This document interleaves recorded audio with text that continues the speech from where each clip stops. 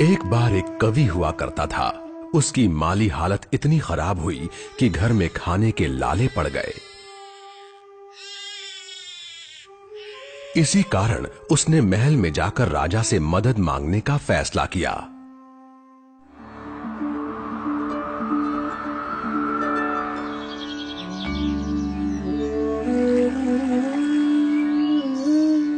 राजा के बुलाए जाने पर उसने अपनी कविताएं पढ़नी शुरू कर दी। वाह वाह वाह वाह वाह वाह। राजा बहुत प्रसन्न हुआ और उसने कवि से अपना इनाम मांगने के लिए कहा।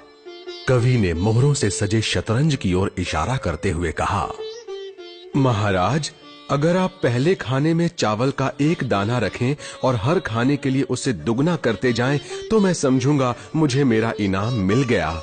बस इतना ही? राजा ने पूछा। सिर्फ चावल का एक दाना और सोना नहीं? जी हाँ महाराज। तो फिर ऐसा ही हो। दरबारियों ने चावल के दाने रखने शुरू कर दिए। पहले खाने में 1, दूसरे में 2, तीसरे में 4, चौथे में 8। इस तरह वो रखते गए। जब 10वें खाने में चावल रखने की बारी आई तो उन्हें चावल के 512 दाने रखने पड़े। 20वें खाने तक संख्या बढ़कर 5,24,288 हो गई।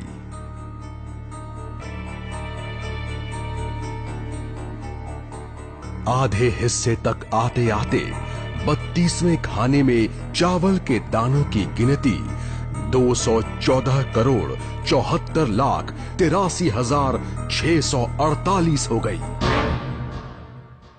जल्द ही गिनती अरबों खरबों में बढ़ गई। आखिरकार अभागे राजा को अपना पूरा राजपाट उस चतुर कवि के हाथों सौंपना पड़ा। और इसकी शुरुआत चावल के सिर्फ एक दाने से हुई थी। कहानी की सीख, चक्रवृद्धि की ताकत को कम नहीं आंकना चाहिए। अगर आप हर महीने नियम पूर्वक एक छोटी रकम निवेश करते हैं, तब आपकी SIP आपके सेवानिवृत्त होने तक एक बड़ी राशि बन सकती है। Sundaram Mutual, unearthing opportunities.